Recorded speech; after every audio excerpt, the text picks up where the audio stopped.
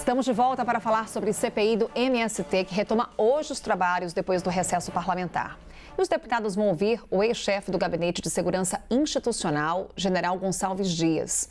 Segundo a apuração da nossa analista Renata Agostini, o general pretende responder aos questionamentos dos parlamentares, apesar de ter obtido no Supremo Tribunal Federal o direito de ficar em silêncio.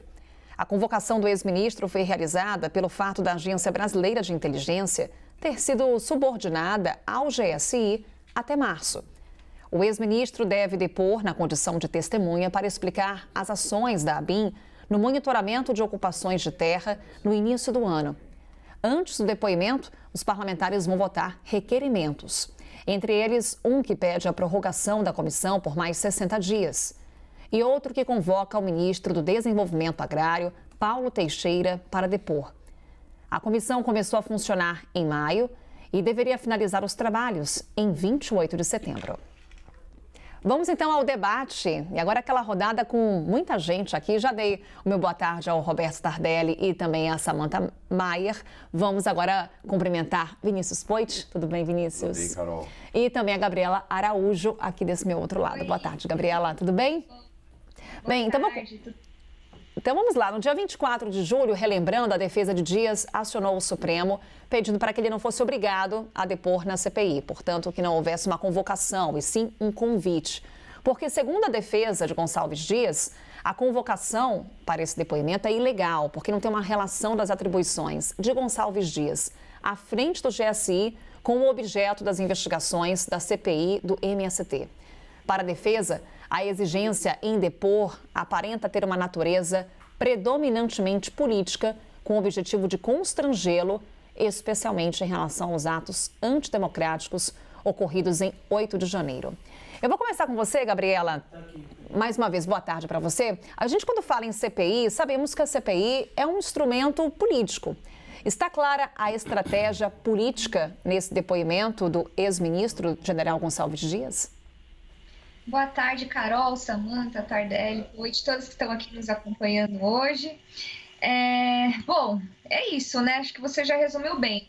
A CPI, ela tem, primeiro, uma característica política e também ela costuma ser usada como um instrumento da oposição, da minoria, para poder dar visibilidade aos seus participantes e a temas que muitas vezes não vão passar ali pelo governo. Nesse caso específico da CPI do MST, e ainda mais agora com a convocação, né, do general Gonçalves Dias, a gente percebe ali que desde o começo se suspeitou que a instauração da CPI do MST é uma forma de dar visibilidade para uma ala de deputados, né, bolsonaristas e também para conseguir o apoio da bancada ruralista para eventual anistia ou proteção, no caso da outra CPI que é mais grave para eles, que é a CPI dos atos antidemocráticos do dia 8 de janeiro. Ou seja, eles estão usando, né? E isso é legítimo, faz parte do jogo político. Eles estão usando a CPI do MST para fazer uma oposição, já que eles são minoria, à CPI que investiga os atos antidemocráticos do dia 8 de janeiro. Lembrando até aqui que o presidente da CPI do MST, quando a deputada Sâmia Bonfim foi ler a notícia de que ele era investigado nos atos antidemocráticos, que é eu até anotei o nome dele aqui, mas talvez o Poit saiba. O Poit entende tudo do parlamento, eu ainda não decorei os nomes todos, Poit. O presidente é o Zucco e o relator é o Salles. Isso, pronto, me ajudou. O tenente coronel Zucco. Quando a deputada Sâmia Bonfim foi ler uma notícia que dava conta, né? Olha, o tenente coronel Zucco é investigado nos atos antidemocráticos, ele cortou o microfone dela. Eu não sei se vocês se lembram disso, já aconteceu faz um tempo. Então, de fato, eles estão usando para terem uma força política até para negociar eventual anistia ou acordos com relação à CPI dos atos antidemocráticos. Essa é a minha interpretação, não sou uma especialista em política. O especialista em política aqui é o Poit, Carol. Eu vou passar para ele, Gabriela. O Poit, inclusive a defesa de Gonçalves Dias fala que a convocação dele tem por objetivo constrangê-lo e que ali há, inclusive, uma falta de relação entre as atribuições do então ministro com o objeto de investigação da comissão. Você consegue ver claro o objetivo dessa convocação de Gonçalves Dias ou como a defesa do ex-ministro posiciona? De fato, há um desvirtuamento dos trabalhos da comissão? Boa tarde, Carol, Tardelli, Samantha, Gabi. Todos vocês estão acompanhando a CNN, sempre provocando para vocês participarem, mandarem no direct, comentarem no YouTube. Opinião de vocês sobre esse caso também. Eu vou aos fatos, Carol. Primeiro, quem não deve não teme. Por quê? Tem medo de ir. É mais uma CPMI, CPI, uma reunião no parlamento para te fazer perguntas e você responder. Você que é funcionário público, tem o dever de prestar satisfação e dar transparência, já que é pago com o dinheiro dos impostos do povo. Ponto. Então eu não vejo motivo para o G. Dias temer ir nessa CPMI, ou nessa CPI, no caso, que a gente está falando do MST. Esse é o primeiro ponto. Segundo, fatos e evidências. A ABIN estava debaixo do GSI enquanto o G. Dias estava lá? Sim, ponto. Então tem que ir. Não tem essa. Ah, mas a ABIN só estava tantos dias, tal. Tem que ir. Se a ABIN monitora todas as invasões de terra desde 2009, como o relator, o deputado Ricardo Salles colocou, e ela tem os dados de quem está invadindo e quem não está, e está usando inteligência para investigar, e se a ABIN estava sob o comando do general do Gonçalves Dias, ele tem que depor, ponto. Então, Carol, indo direto aos fatos, se ele não deve nada, ele não tem que temer. Se ele estava no comando da ABIN, ele tem que depor. Agora, se você me pergunta se tem um fator político aí, olha, fator político existe em todas as nossas relações e lá no parlamento, então, nem se fala. O mesmo fator político que leva o G. Dias aí na CPI do MST é o fator político que levou a um atraso de convocar o G. Dias para do 8 de janeiro, aonde a base do governo tem maioria e fica manipulando quem convoca, quem não convoca.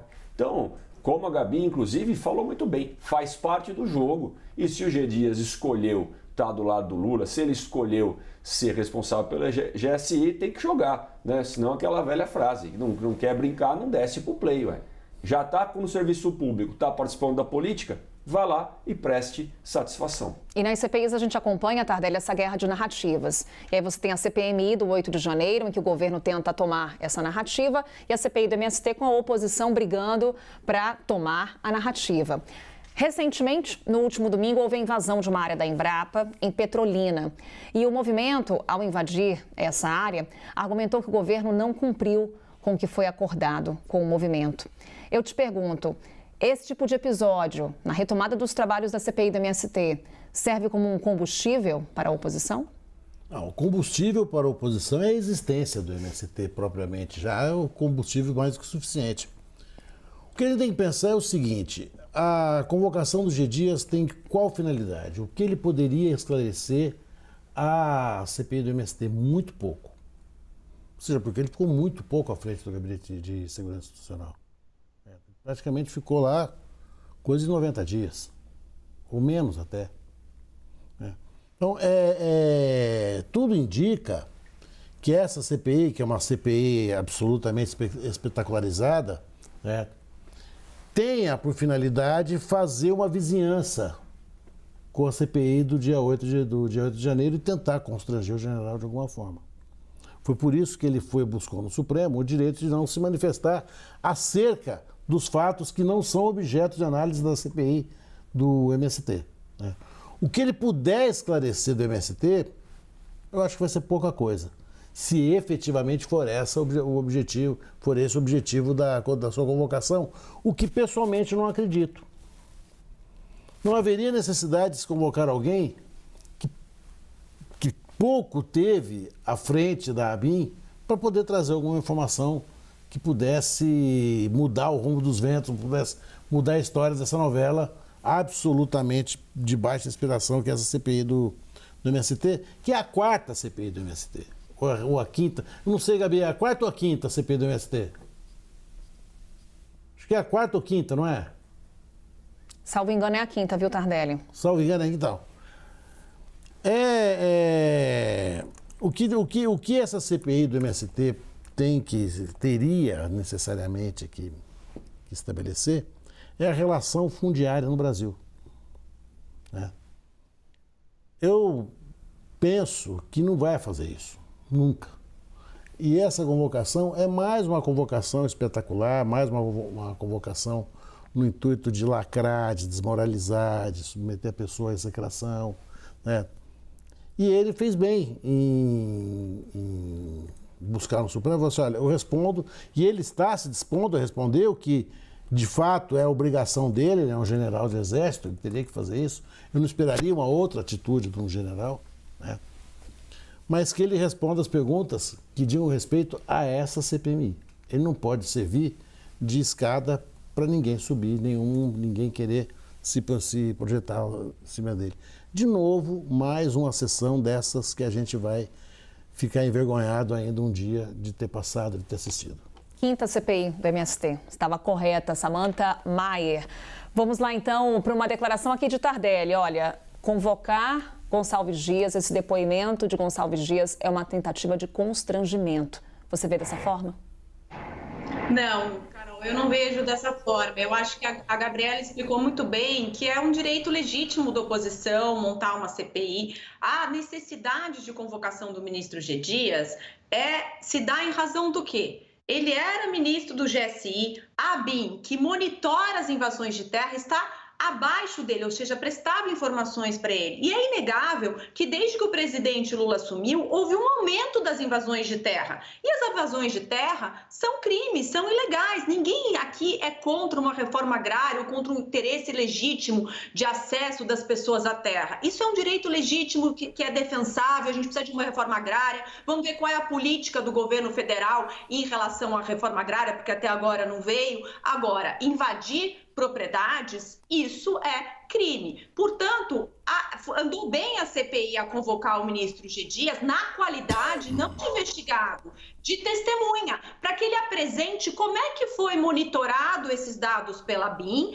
se ele teve acesso às informações e se ele repassou essas informações ao presidente da República. Isso também é algo muito importante. Agora, ele tem o direito legítimo e recorreu ao STF de não produzir provas contra si mesmo. Isso é um direito assegurado na Constituição. E o Supremo garantiu isso, ou seja, ele não vai responder às perguntas que possam vir a incriminá-lo, mas ele está obrigado a responder as perguntas na qualidade de testemunha. E vamos fazer uma ressalva, como ele vai na qualidade de testemunha, se ele mentir, ele pode ser preso em flagrante de falso testemunho. Agora, aquilo que for incriminá-lo, ele pode se dar o direito de não responder, mas ele é obrigado a responder, não é uma vontade dele, ou seja, é uma decorrência da convocação da CPI, cuja convocação o Supremo Tribunal Federal legitimou.